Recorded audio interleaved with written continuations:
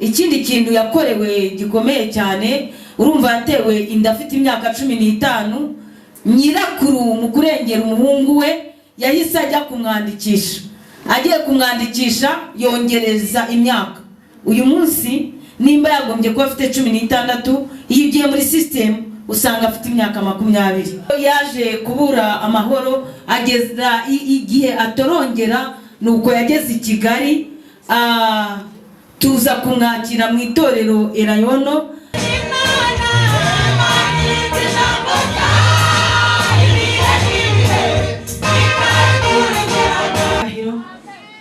amasaha nk'aya dushimye Imana yakurinze hindukira ku ruhande rwawe urebe umuntu mwicaranye banza uhindukira umurebe Imana ishimwe noneho kuko wamubonye mubwire ngo urasa n'Imana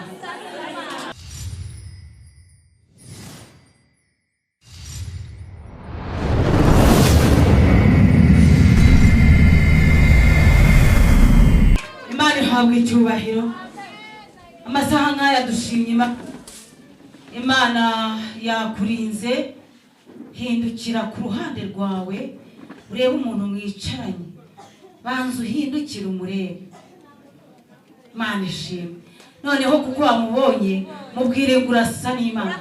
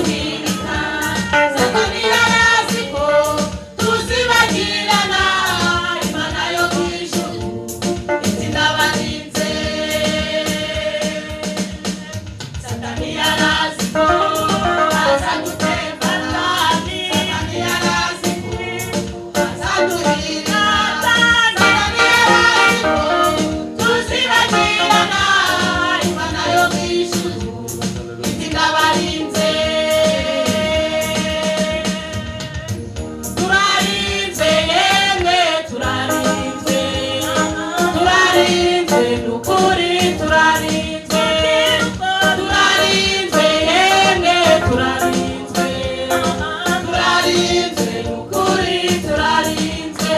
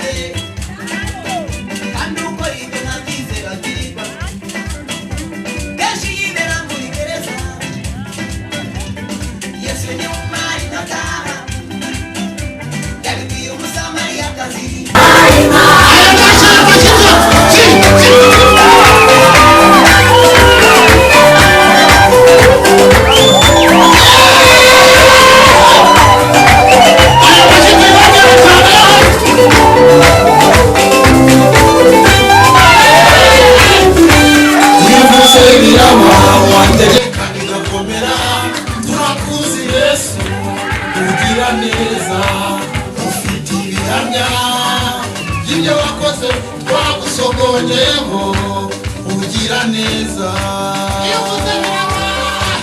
Iyo uvuze biraba wategeka bigakomera. Turakuzi Yesu gira gutya ugira neza.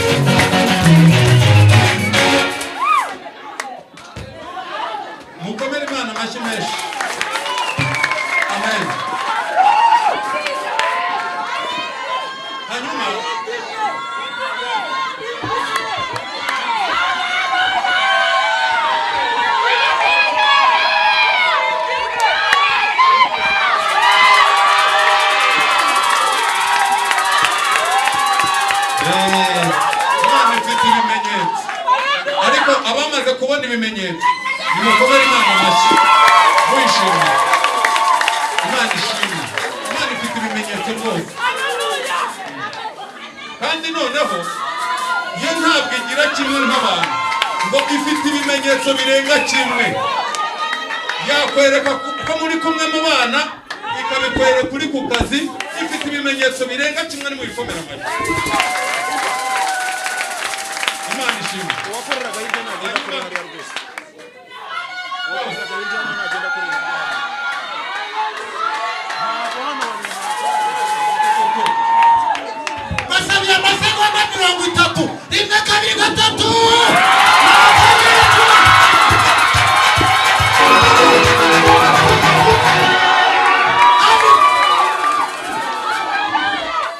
benshi cyane baririmba urukundo, ariko urukundo rw'iyisi rw'akanya gato. Ariko njyewe ntarirunyange ntaririmba Yesu, mfite impamvu yo kumuririmba ibyo yankoreye. Adukuye mu cyaba twicaje n'ibikorwa ngoma, adukuye mu rubago urukingo ruhoraho. Ntabwo nzongera kwibuka imiruho yo mw'isi, nzahanagura amarira yanjye yose yo narize. Yesu ye mukunzi wanjye ngo duhoberane, uri hehe mukiza Yesu njye nidendere. Genda ngwino mwami Yesu wowe usimbagize, iyo turi kumwe numva umunezero. tuberane uri hehe gukiza Yesu nge nitendere enda mwino mwami Yesu wowe usimbagize iyo turi kumwe numva umunezero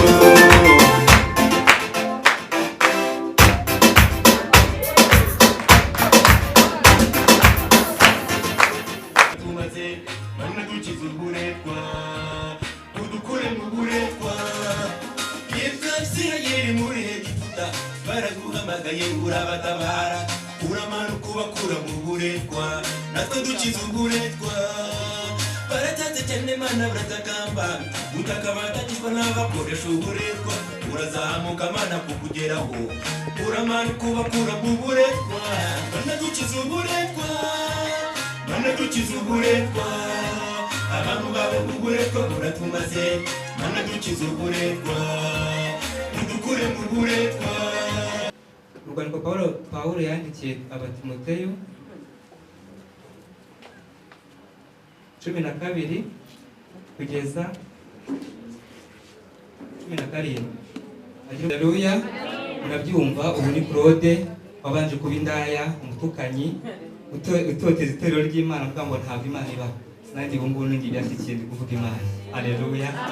Rero uko nabibabwiye ndi umukristo sengera mu Remera kubangirikani nanjye nishimiye kuza mu iterane mu mapasiteri Imana imugisha Bishop Imana igumugisha ngo nifunga umunwa nanjye zawufunga mbese funga umunwa wanjye simvuge Imana ishobora kumfunga burundu namwe mvuga ngo suko yatakora rinda cyangwa nakora gutinganya nambara amakanzu n'amajipo mvuga imbaraga z'Imana kuko arigiye nigize wambwira ngo ndi umugabo tugashwana katukana mu muhanda karwana ariko mvuga ko ndi umugabo kandi biranejeje. Ngombwa bya organization twashinze yitwa Hinduka uhindura abandi. Twaribajije ngo se aho twahoze hari abandi bakira abatinganyi ntabwo ari uyu dufite abagera muri 3-4 bavuye mu butinganyi bafite ubuhamya bwiza bwaho basengera bakijijwe kandi noneho impamvu yiwe njya mutindaho uyagiye mu butinganyi ataye umugore babyaranye abuza amavujyamwo abuvamo kuba kakanya ari kumwe n'umugore we babana ni igihamya cy'uko Imana yamuzanye. Tugira ngo tubabwire muri zimwe mu ntego z'itorero ryacu ni uguharanira imibereho myiza y'Abanyarwanda n'abakristo b'itorero Elayono. Tugira iyi nsanganyamatsiko yo kurwanya ibiyobyabwenge n'inda ziterwa abangavu. Ni igitekerezo cyaje kinjira muri iyo ntego yacu. Ni umwana muto cyane.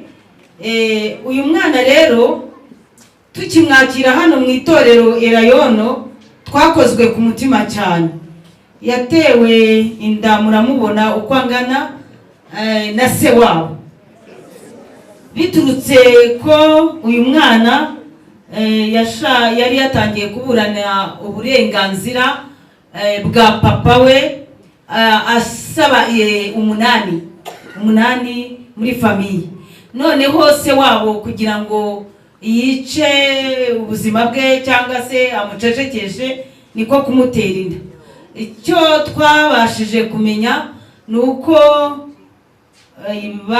yaje kubivuga inzego z'ubuyobozi ziramufunga ariko icyo gihe umwana yabaye menase kubera ko yavuze ko ari se wabo wayimuteye. Muri uko kumubuza mbese kumutraumatiza kumubuza amahoro ntabwo yabashije gukurikirana urubanza kugeza aho se wabo bamufunguye yahise atoroka ajya ubungubu ngabi Burundi. Umwana rero yaje kubura amahoro ageza igihe atorongera nuko yageze i Kigali tuza kumwakira mu itorero Elayono ahari icyo gihe ari dimanche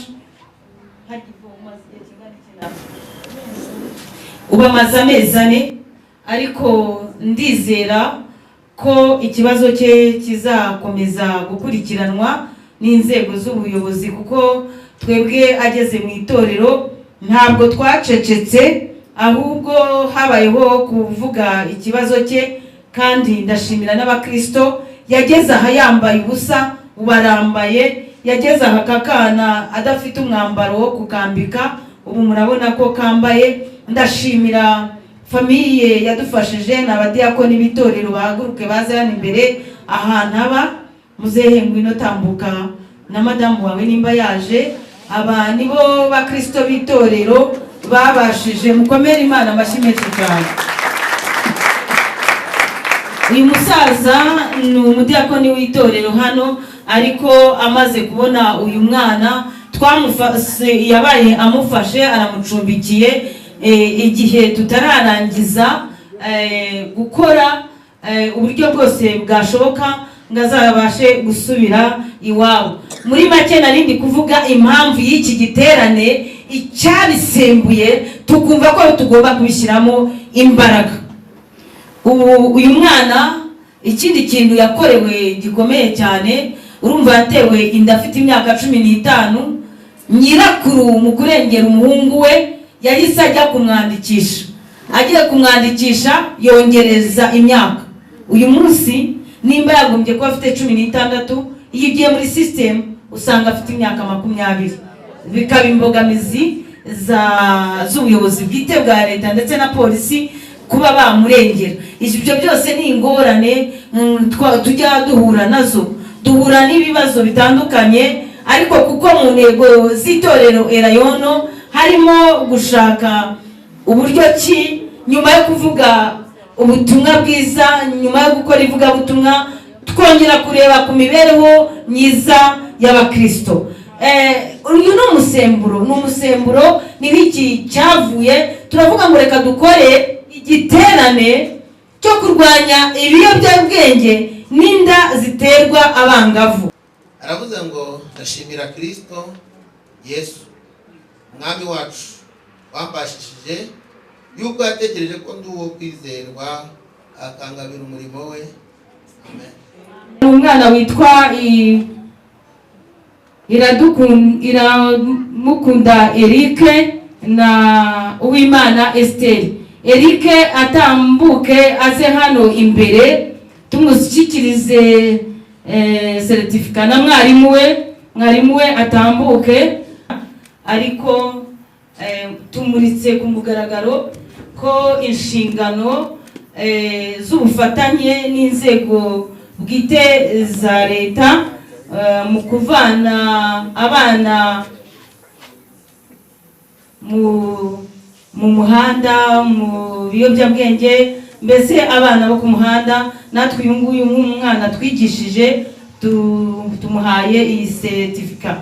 Ubwo rero twasaba Eric akavuga mu munota umwe ijambo certificate. Bwana sifiwe. Amena.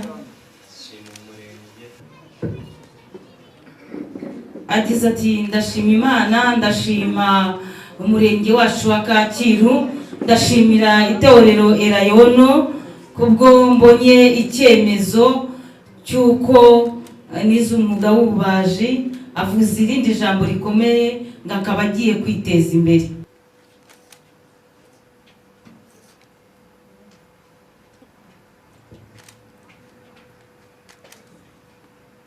Ticha nyine agomba guteraho na kasha.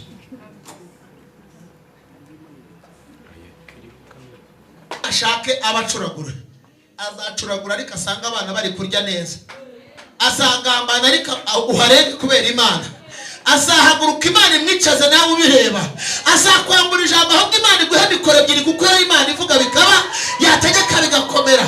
Azavuga ngo rusenyuka ahubwo rukomezwe n'amaboko y'Imana. Azavuga ngo ntuzabyara ahubwo ubyare hungu n'akobwa. Azavuga ngo uzakorwa n'isoni ugende maze wawe kuko umwami Imana azantabara. Nicyo gituma ntashobora kumwara. Kunyumvisha natera haguruke ijuru